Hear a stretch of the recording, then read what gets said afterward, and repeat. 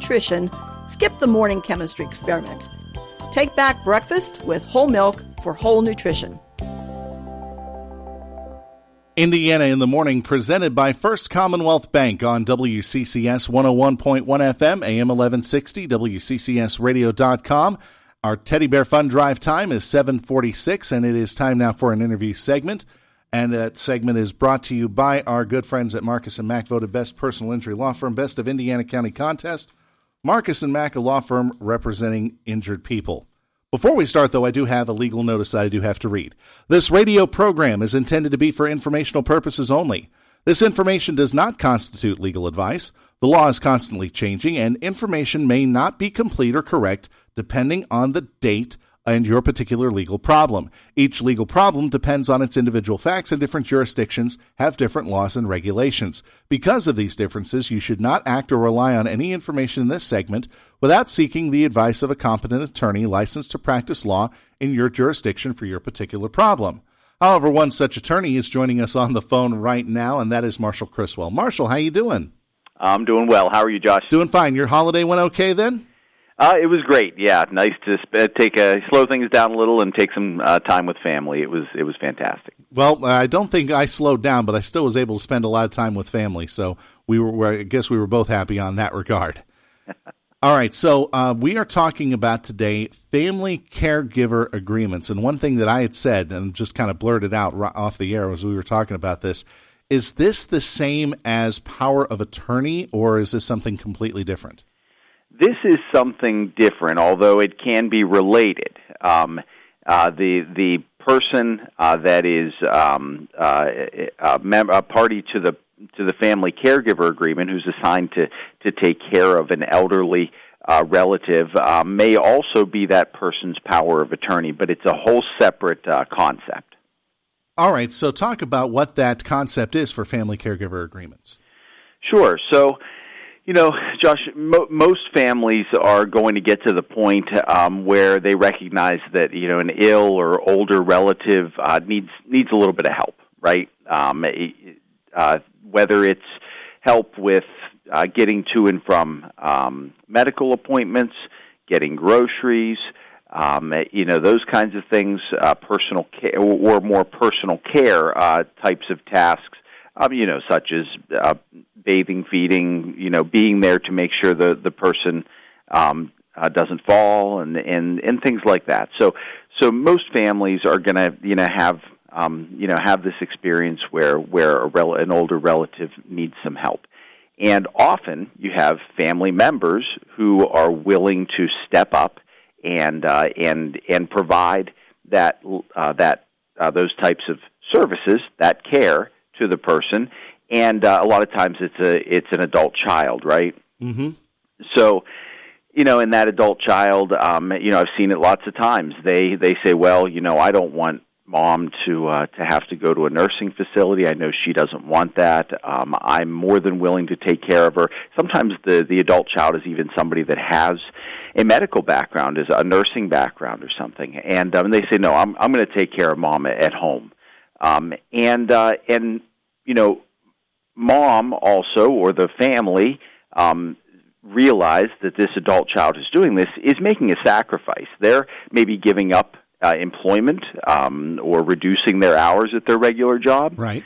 They are, they're making sacrifices to take care of mom, and so the family or mom herself feels, hey, this adult child needs to be compensated in some way. So they say, all right, well, we're going to pay you, or mom's going to give you a gift to smooth this out. Well, that's where the family caregiver agreement comes in, because that is an agreement that has got to be in writing. And I see too often that, you just look at the checkbook and mom's just writing checks to this child, and it all looks like a gift. And that can get you into big trouble when it comes to long-term care costs. Mm-hmm, definitely. I mean, a handshake agreement is not going to be good, or just somebody's word on this one. It has to be put down in writing. What are some of the things that need to be put down in writing when it comes to making out one of these agreements? Sure. So the basic components of one of these agreements, okay, like you said, it's got to be in writing. It's got to be signed by both parties. This is essentially an employment agreement. Okay, and it's got to set forth the duties that the relative is going to have in taking care of the person, specifically what they're responsible for, the amount of time, whether it's a minimum or maximum amount of time that they are, to spend doing these services. And it must be for care. It's important to understand that it must be for care provided in the future. I get that question a lot. Well, I've been doing this for 2 years. Can't Mom pay me for all of that time? No, it's got to be prospective, not retrospective. So, right, yeah. So there's that, and then importantly, the compensation must be reasonable. You've got to look and we would look at the level of care being provided, the experience of the person providing the care, and pay them as though they were getting a job in the job market for that type of position. And that's another problem you see, right? The kids being overpaid, and that can start to look like it's a gift. So that's the thing you're trying to avoid is, this needs to be a formal, essentially an employment agreement, so that you don't get into trouble with gifting. Right. Now, are there ways that people can find out what are reasonable terms for this contract? Are there like sample contracts out there that people can at least take a look at? I'm sure that there are. The Internet's got all kinds of stuff, but you've got to realize that just like with anything, you're dealing with state-specific law, and you're dealing with each individual family situation is different. And it's important. There are some real important legal determinations that have to be made in drafting that agreement. So it's best to have a lawyer do it. One of those things is, whether this position is going to be a contractor position or an employee position. I've mentioned an employment agreement. Well, it depends on the nature of the work.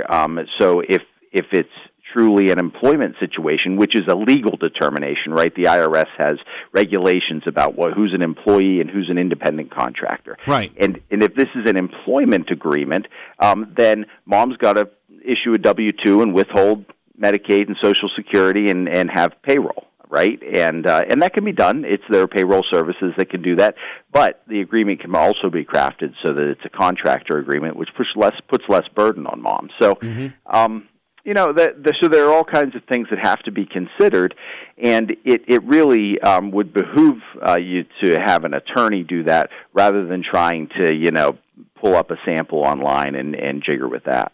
So when it comes to putting this thing together, obviously the attorney needs to be in on the discussion, obviously the elder parent and the caretaker in this case, but who else should be in on this conversation? I think that the family members need to all be on the same page, particularly if a child, if you have one of the children or family members that's serving as you mentioned, power of attorney, financial and or health care power of attorney, they need to be on board. Other close family members, other kids. Also, I think it's important to pull in the doctor and have a conversation with them about what the person's condition is now and what that condition might look like a year from now, right? Because it may be, okay, well, yeah, I can care for Mom right now, but if she gets a lot worse, is this person that we're picking to be the caregiver, are they capable of managing a declining condition? Mm-hmm. So, I think that having the healthcare provider in on the discussion is a good idea, too. All right, excellent. So, obviously, people can reach out to you to talk about family caregiver agreements. That's one of the services I believe you provide with your law offices. So maybe you can tell our listeners, how can they get a hold of you to ask some more questions about this? Sure. Here at the Chriswell Law Offices, we do handle estate planning and elder law issues, including family caregiver agreements, in addition to real estate and family law and other civil matters. You can always reach us by calling 724-465-5826. you can stop and see us in the R&P Cole building, which is 655 Church Street in downtown Indiana, or go online and check us out at www.westernpalawyer.com. westernpalawyer.com.